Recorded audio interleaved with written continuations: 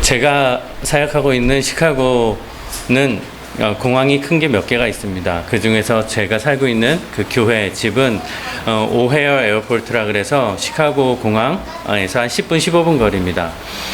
그러다 보니까 많은 사람들이 오고 많은 사람들이 떠나갑니다. 유학생들도 많이 오고 많이 떠나가는데 라이드를 해줄 때가 많이 있어요. 그래서 공항에 이렇게 데려다 주고 올 때 항상 느끼는 게 이게 장례식 같다 이런 생각을 합니다. 참 비슷합니다. 내가 살던 곳에 있었던 집도 놔두고 가야 되고 차도 놔두고 가야 되고 전부 다 놔두고 아주 큰 바다를 건너갑니다. 그리고 넘어가서 보면 이전에 먼저 떠났던 사람들을 만나게 됩니다. 그래서 이게 참 비슷하다. 그래서 우리가 이 세상을 살아가다가 언젠가 하나님께서 부르시는 그날이 될 텐데 그날이 되면 상당히 익숙할 것 같아요. 정말 큰 바다를 건너가네? 가봤더니 이미 나와 너무나 깊은 사랑을 나누고 고마웠던 그분들을 다시 만나게 되는구나. 그래서 우리가 이 세상을 살아갈 때 우리 삶의 기준은 이 세상에서도 의미 있는 삶을 살아가지만 궁극적인 목적은 영원한 나라에 있는 줄 믿습니다. 아멘. 오늘 말씀을 나누면서 무엇보다 하나님께서 우리에게 기대하시는 그 마음들을 느끼는 시간이 되기를 바랍니다. 아멘. 시카고가 도시 같지만 사실은 서울에 비하면 뭐 그렇게 도시 같지는 않습니다. 한 30분만 운전하고 나가도 그런 그 농장 같은 것도 많이 있고 그런데 지난달에 언제나 그런 것처럼 매년 그렇게 하는데 딸기가 익어가는 때가 되면 교회 학교 아이들하고 같이 딸기밭으로 갑니다. 딸기밭으로 가서 딸기를 따는데 올해는 좀 늦은 것 같은데 이런 생각이 듭니다. 이 딸기도 시즌이 있어서 마지막이 되면 매일같이 많은 사람들이 와서 따가기 때문에 굵은 딸기가 남아나질 않습니다. 아니나 다를까 딸기밭에 다다랐는데 이미 파킹랏에는 차가 엄청나게 많이 주차가 되어 있는 겁니다. 오늘 좀 쉽지 않겠다. 그리고 내렸습니다. 그래서 교회학교 학생들하고 부모님들하고 같이 딸기밭으로 들어갔는데 딸기밭으로 들어갈 때 되면 내가 얼만큼 딸기를 딸 건지 바구니를 돈 주고 사야 됩니다. 그래서 이만한 그 4쿼터 정도 되는 그런 그 딸기 바구니는 얼마 그렇게 삽니다. 그래서 사서 들어가는데 여기가 잔디밭인지 딸기밭인지 구분이 안 됩니다. 이미 딸기는 다 따갖고 그냥 파란 것만 있는 겁니다. 힘들겠다. 그리고 나서 딸기밭에 없는 게 있는데 뭐가 없냐면 그늘이 없습니다. 그늘이 있으면 딸기가 안 되지 않겠습니까? 그 떼약볕에 바구니 들고 가는 겁니다. 하나하나 따는데 이 바구니가 너무 커 보입니다. 이거 언제 다 따나? 안 그래도 얼굴이 새까매가지고 아내한테 뭘 좀 바르고 다니라는 얘기 많이 드는데 오늘도 그냥 끝났구나 그러면서 이거 따는데 머릿속에 이런 생각이 드는 겁니다.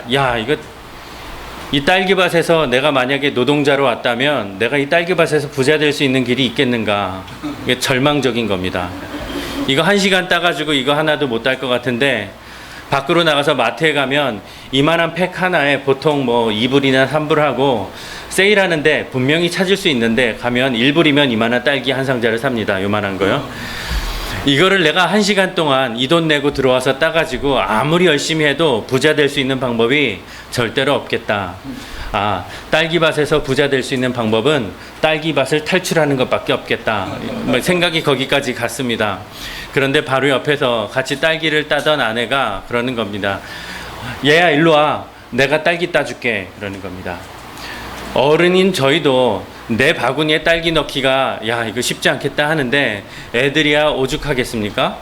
애들은 거의 절망 상태로 이리저리 뛰어다니는데 내가 딸기 따서 넣어줄 테니까 일로 오라는 겁니다. 그때 하나님의 음성이 들립니다. 판재야, 이게 바로 딸기밭에서 부자 될 수 있는 방법이야. 우리는 언젠가 이 딸기밭에서 나가게 되지 않겠습니까?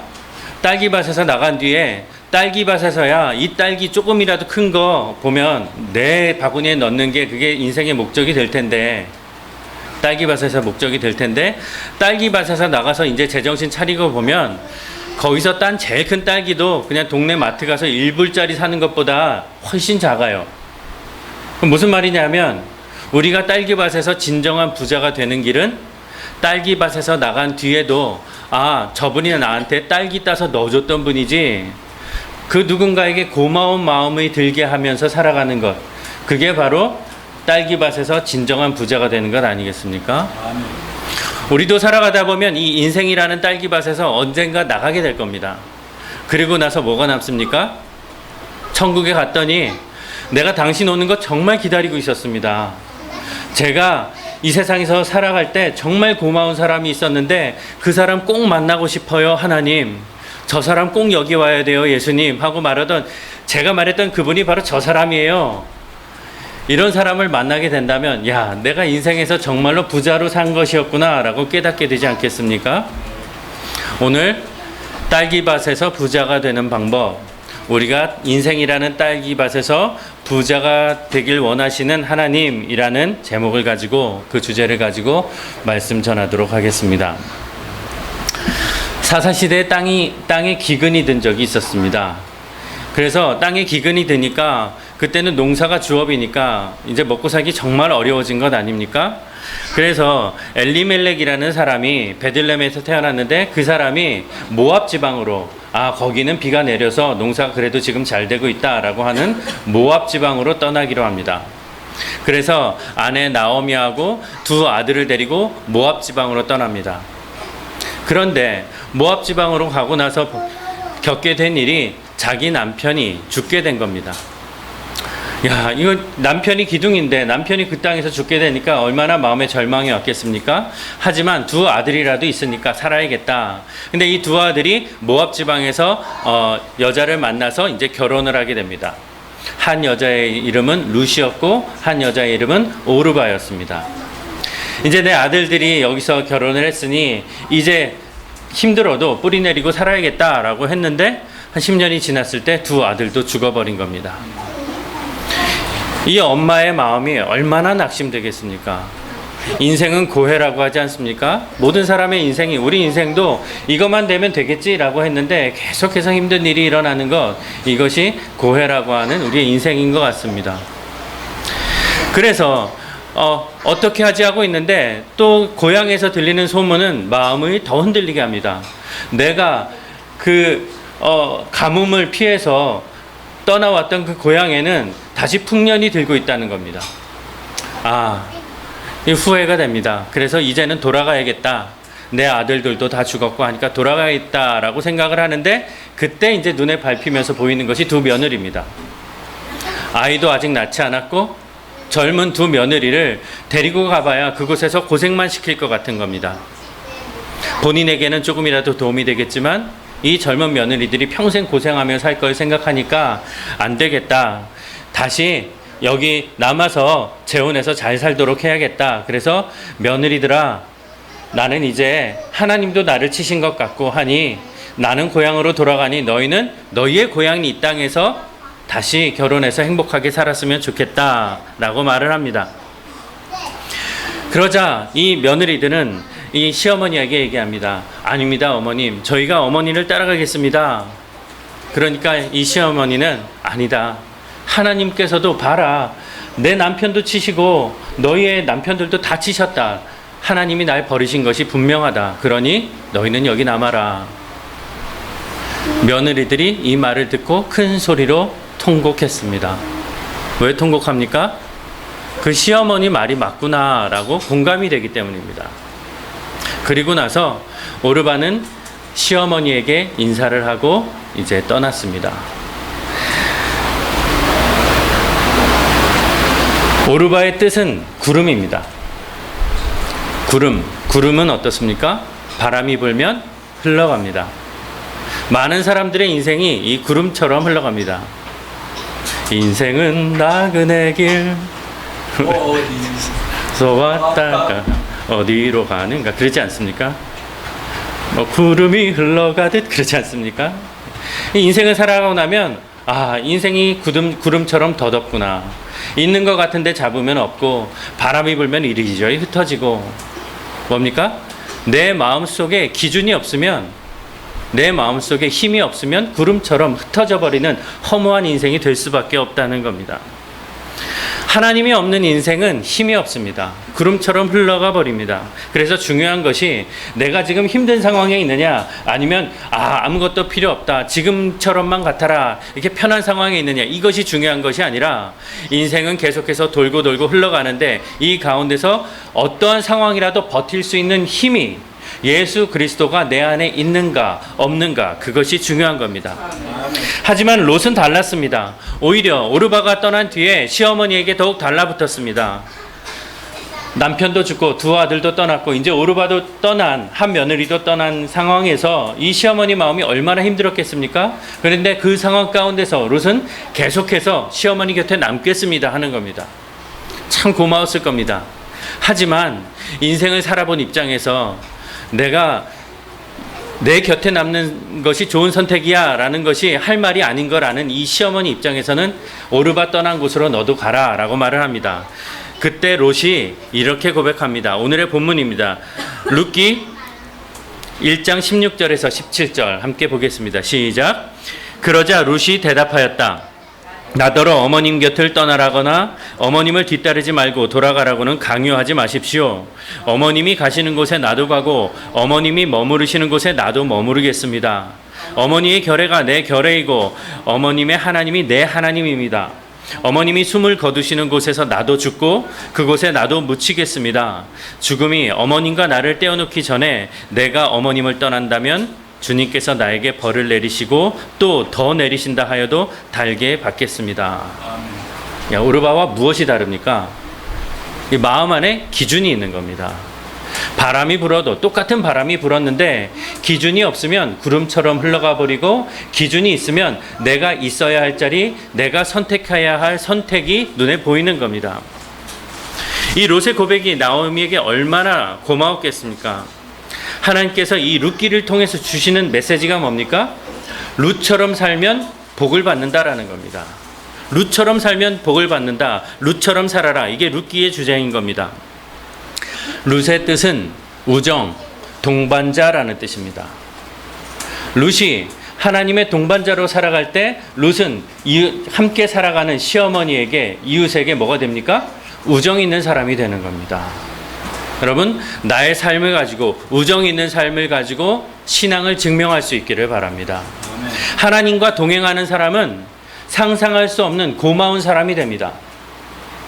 그래서 그냥 남편은 있으면 짐이 되는 존재인데, 하나님과 동행하는 남편은 고마운 존재가 됩니다. 흔히 천국에 가면 남편도 없고 아내도 없고 뭐 그렇게 이야기하는데, 저는 아내 없는 곳은 천국이 아닙니다. 그렇지 않습니까? 다 있는데, 전부 다 있는데 아내가 없다면 거긴 저에게 천국이 아닙니다. 이게 무슨 뜻입니까? 아내가 이 부등호 있지 않습니까? 큰 쪽이 큰 거, 부등호로 봤을 때 저한테 더 고마운 사람이라는 증거입니다. 그럼 저는 어떻게 해야 됩니까? 분발해야 되는 겁니다.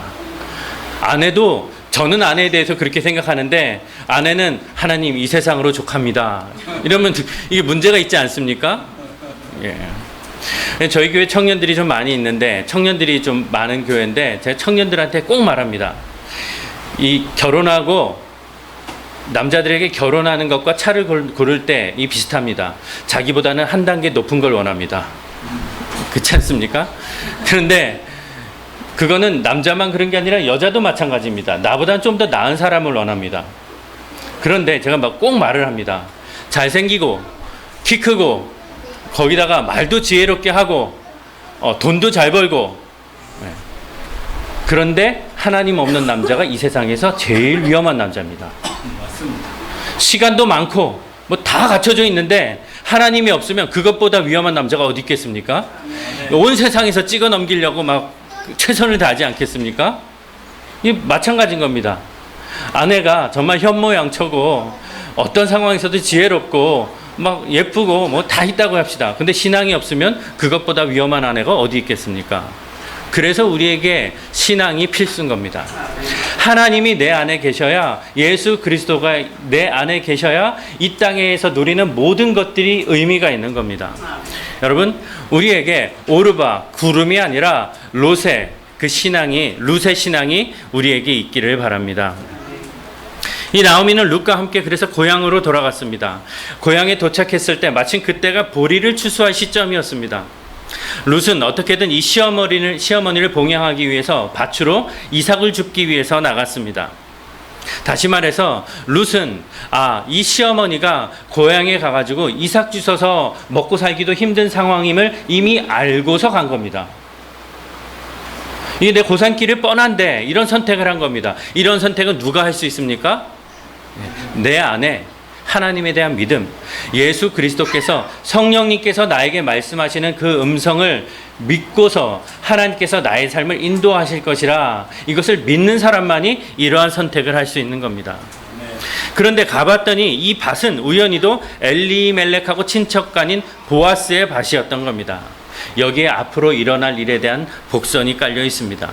이 보아스는 어떤 사람이었는가? 룻기 2장 4절 함께 보겠습니다. 시작. 그때 마침 보아스가 베들레헴 성읍에서 왔다.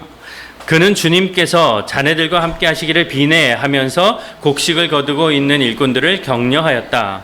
그들도 보아스에게 주님께서 주인 어른께 복을 베푸시기 바랍니다 하고 인사하였다. 그때 마침, 우연이란 말이죠. 근데 신앙인에게 우연이란 있는가? 절대로 없지 않습니까? 그때 마침 하나님께서 보내신 겁니다. 그 보아스는 어떤 사람인가? 자기의 종들에게 하나님께서 자네들과 함께 하시기를 비내라고 복을 비는 사람이었던 겁니다. 즉 주인이 넉넉한 마음으로 일꾼들을 위해서 복을 비는 사람, 그것이 바로 보아스였다는 겁니다. 다시 말해서 보아스는 자신들의 종업원들에게 고마운 사람이었던 겁니다. 이 세상엔 두 가지 주인이 있습니다. 주인임에도 불구하고 일꾼들을 존중하고 그들의 수고에 감사하면서 살아가는 주인이 있고, 또 하나의 주인은 자신이 이 세상의 영원한 주인인 줄 알고 군림하는 주인이 있습니다. 함부로 대하는 주인이 있습니다. 차이가 뭡니까? 생각입니다. 구체적으로 생략되어서 더 중요한 것, 뭡니까? 내 마음속에 하나님이 주인이신가? 내 속에 주님이 주인이신가, 왕이신가, 이것을 항상 생각하고 있는 주인과 그 생각이 없는 주인인 겁니다. 내 마음 안에 예수 그리스도가 주인이다라는 것을 항상 생각하고 그분의 뜻을 구하면서 살아가는 사람들은 높아져도 겸손하고 낮아져도 당당합니다. 그러나 마음속에 이 주인이 없는 사람은 높아지면 교만하고 함부로 대하고, 낮아졌을 때는 비굴하고 당당함을 잃어버리면서 살아가게 됩니다. 여러분, 어떤 상황에 처하든지 하나님의 자녀로 살아가는 우리 모두가 될 수 있기를 바랍니다. 이것이 바로 삶의 기준이 있는 사람과 기준이 없는 사람의 차이인 겁니다. 이때 보아스가 밭에서 이삭을 줍고 있는 룻을 봤습니다. 그리고 일꾼들에게 물었습니다. 저 여자가 누굽니까? 그랬더니 일꾼들이 말합니다. 나오미하고 함께 모압 지방에서 돌아온 모압 사람입니다 라고 말을 합니다. 모압, 이방인의 땅입니다. 저 사람 이방에서 온 하찮은 여자입니다 라고 일꾼들이 말을 하는 겁니다. 그리고 나서 말을 있습니다.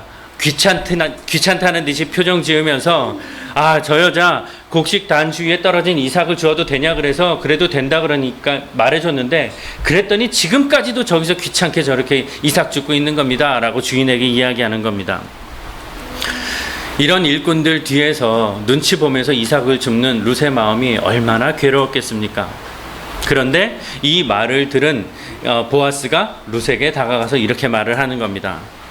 여보시오 세대, 내가 지금부터 당신에게 하는 말을 잘 들으십시오. 절대로 이제부터 다른 밭에 가가지고 이삭 줍지 마십시오. 내 밭에 와서 꼭 이삭을 주십시오. 그리고 이 내 밭에서 일하는 여종들이 많으니 그 여종들의 뒤를 따라다니면서 이삭을 주십시오. 그리고 내가 남자 일꾼들에게 단단히 당신을 괴롭히지 말고 당신에게 찝쩍거리지 말라고 말해둘 테니 안심하고 여기서 이삭 주십시오. 그리고 이삭을 줍다가 마치 딸기밭에서 그늘 없는 데서 줍다가 얼마나 힘듭니까? 목마릅니까? 당신이 목마를 때는 일꾼들이 먹으려고 마시려고 길어둔 그 물을 달라 그래서 마시십시오. 이건 내가 말하는 겁니다. 절대로 딴 밭에 가지 마십시오. 얼마나 고마웠겠습니까? 그렇지 않겠습니까? 그래서 룻기 2장 10절을 보면 이 룻의 마음이 나옵니다. 2장 10절 함께 보겠습니다. 그러자 룻은 엎드려 이마를 땅에 대고 절을 하면서 보아스에게 말하였다. 저는 한낱 이방 여자일 뿐인데 어찌하여 저 같은 것을 이렇게까지 잘 보살피고 생각하여 주십니까?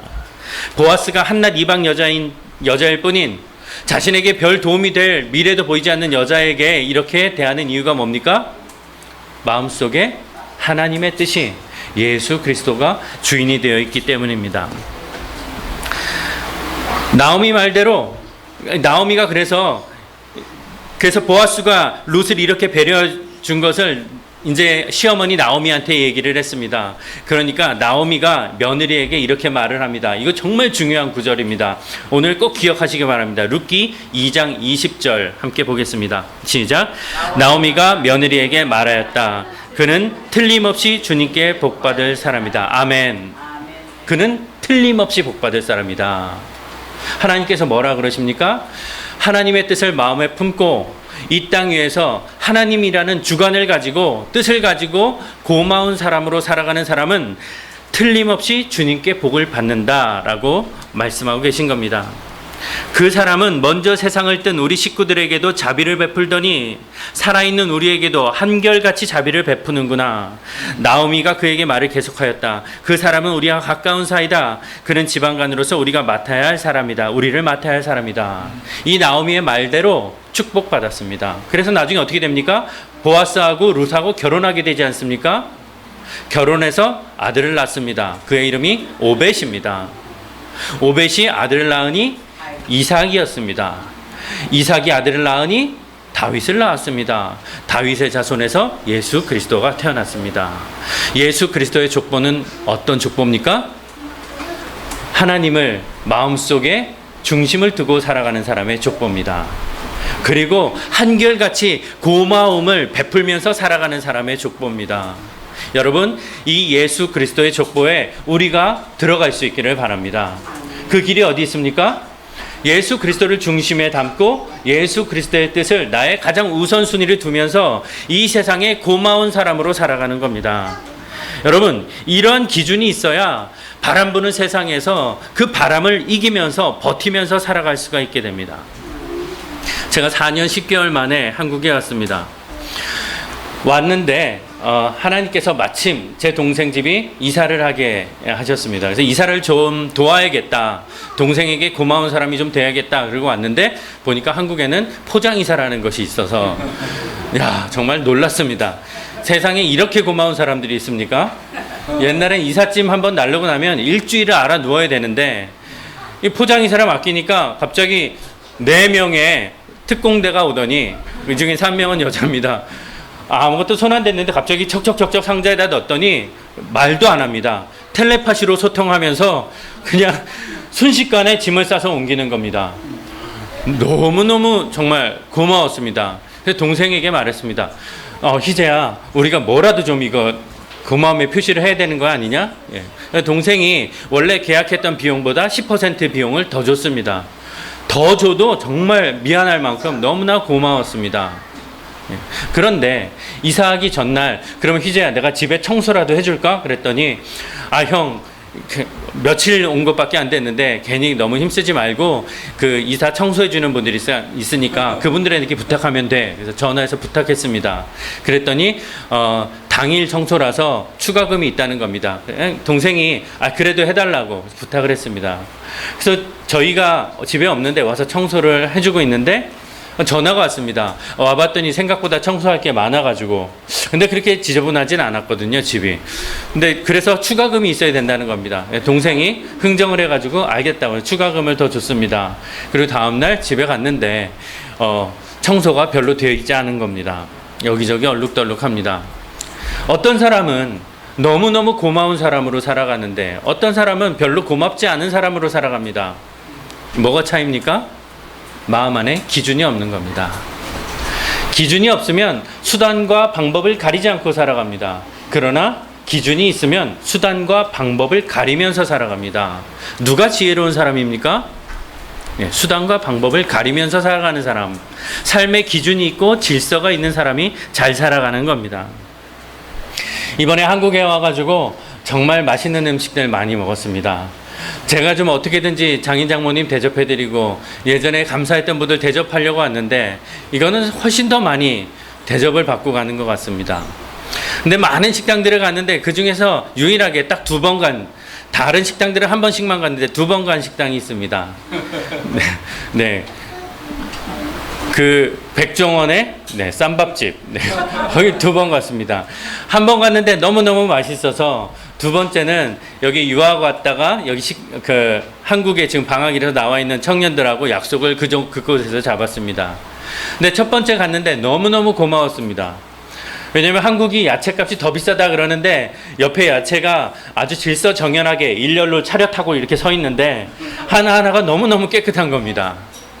이게 뭡니까? 뭐 제 것만 깨끗하게 씻어주셨겠습니까? 모든 사람들에게 그렇게 깨끗한 음식을 준비해 주시는 그 마음이 느껴져서 전해져서 너무나 고마웠습니다. 근데 2번째 청년들하고 같이 갔는데 네, 사이다도 서비스로 주시는 겁니다. 이거 정말 얼굴을 들지 못하겠습니다. 여러분, 네. 누군가에게 고마운 삶을 살아간다는 것, 반짝하는 거 할 수 있습니다. 근데 한결같이 사는 그 힘이 어디서 옵니까? 네. 예수 그리스도가 내 안에 있을 때, 누가 보든지 보지 않든지 하나님이 내 안에 계실 때 온 세상에 한결같은 삶을 살아갈 수 있는 겁니다. 제가 한국에 지금 와서 고마운 분들에 대해서 정말 말을 이루하지 못하겠습니다. 이게 목사가 되면 이 세상에 좀 고마운 역할을 하면서 살아갈 수 있겠구나 했는데 목사가 되고 나서 보니까 이 세상은 목사보다 더 이 세상에 고맙게 헌신하면서 살아가는 사람들이 너무나 많은 겁니다.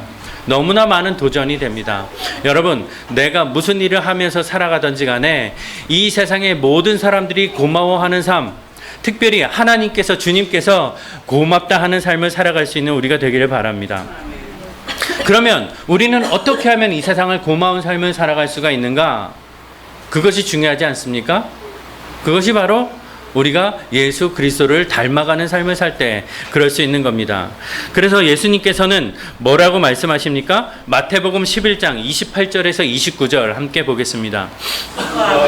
무거운 짐을 진 사람은 모두 내게로 오너라. 내가 너희를 쉬게 하겠다.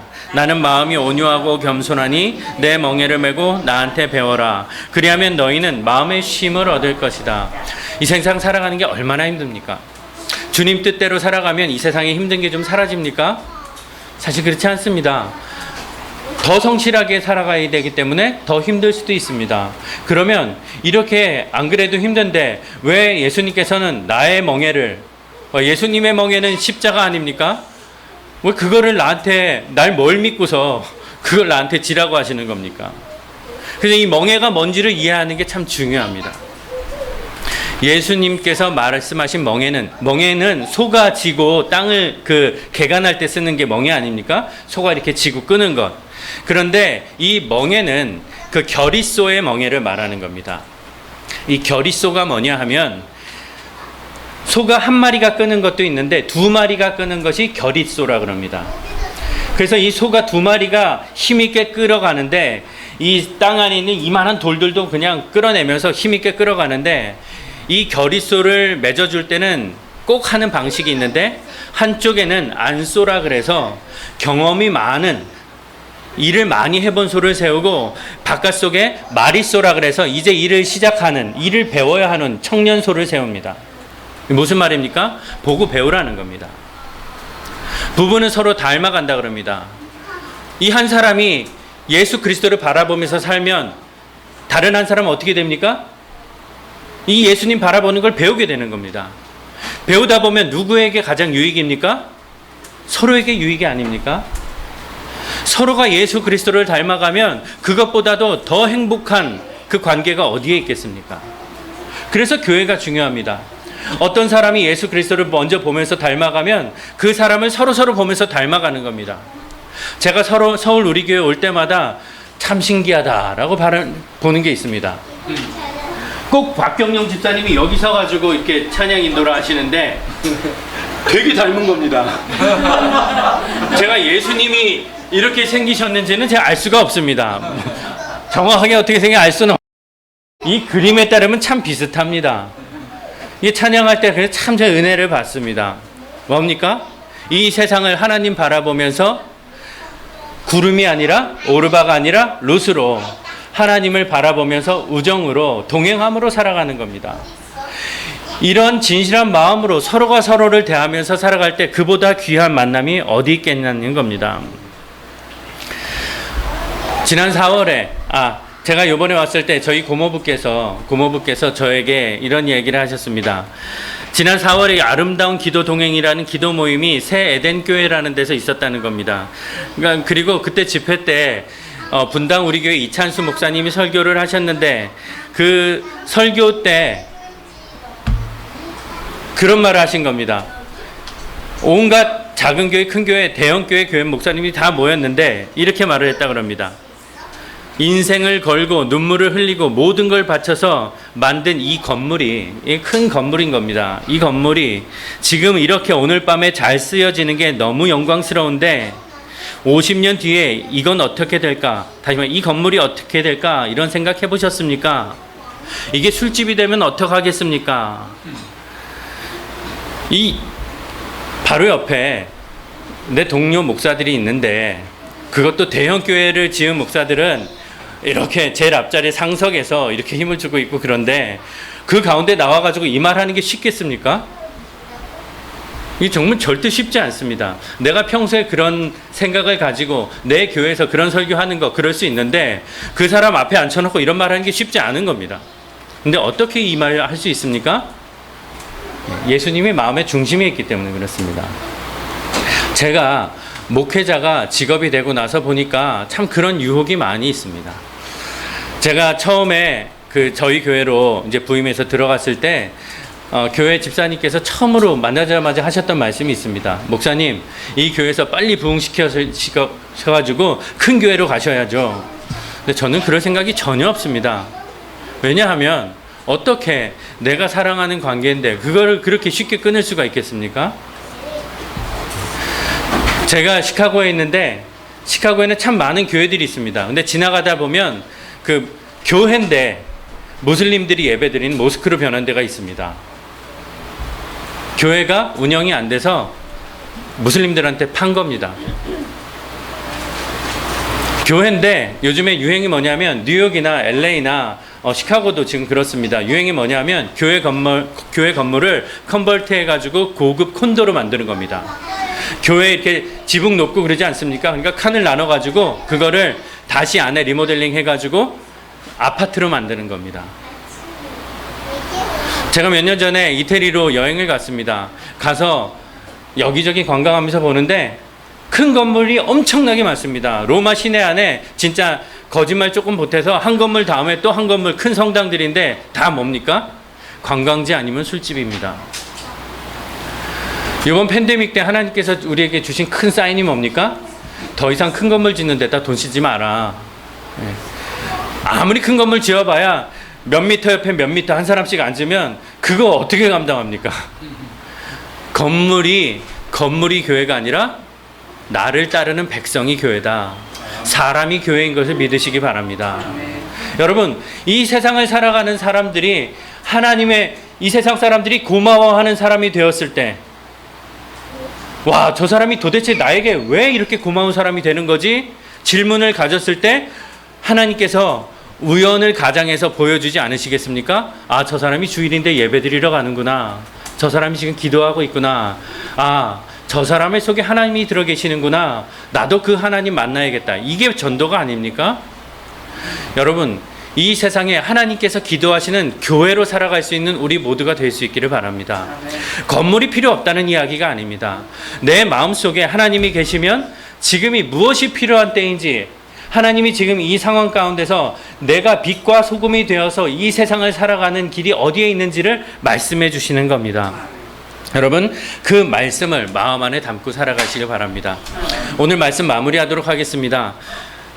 이번 제 휴가 기간 동안에 제가 한국에 와서 경북 상주를 다녀왔습니다. 왜냐하면 제 어머니의 그 산소가 의성이라는 곳에 있는데 그곳에 제 딸이 할머니 산소 가보고 싶다고 미국에서부터 얘기해가지고 그래서 할머니 산소를 간 김에 옆에 그 고모부가 살고 계신 상주를 간 겁니다.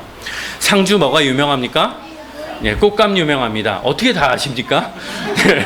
네, 꽃감이 유명한데 저희 고모부가 공직 생활하시면서 이제 은퇴하시고 상주로 가가지고 감밭을 이제 만든 겁니다. 그래서 감나무를 심으셨는데 집안에도 한 그루를 심으셨는데 나오다 보니까 주먹만한 감이 그냥 주렁주렁 열린 겁니다.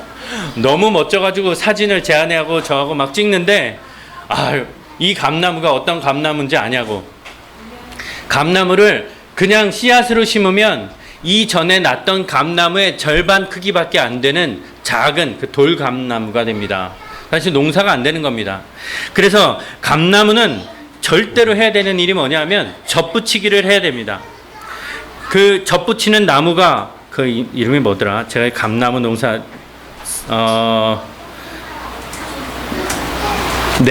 고염나무 고염나무에다 젖붙여야 되는 겁니다. 그러면서 설명을 해주시는데 그 한 고염나무에다가 4가지 종류의 감나무를 젖붙인 겁니다.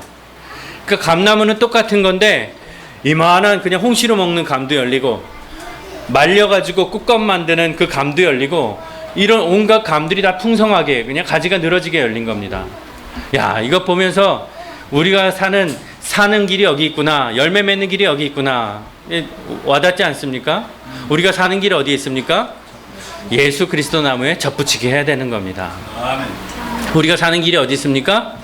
예수 그리스도께서 내 멍에를 메고 나를 따르라 라고 말씀하신 예수님 옆에서 가면서 힘든 돌뿌리가 뒤에 걸릴 때마다 예수님, 내가 어떻게 해야 되지요? 라고 예수님을 바라보는 겁니다. 그러면 예수님께서는 나에게 가르쳐 주시고 힘든 상황을 만날수록 더 깊은 간증을 우리에게 전해 주시는 겁니다. 그래서 그리스도인들이 기도해야 할 것은 나에게 어떤 시험을 내 인생 쉽게 가게 해주세요 라고 기도하는 것이 아니라 무슨 일을 만나든지 내가 예수님만 바라보게 해주세요 라는 깨어있도록 나에게 힘주십시오 라는 기도를 하면서 살아야 되는 겁니다. 누가복음 16장 보면 주님께서 제자들에게 중요한 비유를 말씀하십니다. 이 청지기 비유입니다. 청지기가 주인 밑에서 일하고 있었는데 주인이 보기에 이 청지기가 내 재산을 허비하고 있는 겁니다. 그래서 안 되겠다, 내가 널 이제 해고해야 되겠다라고 말씀하신 겁니다.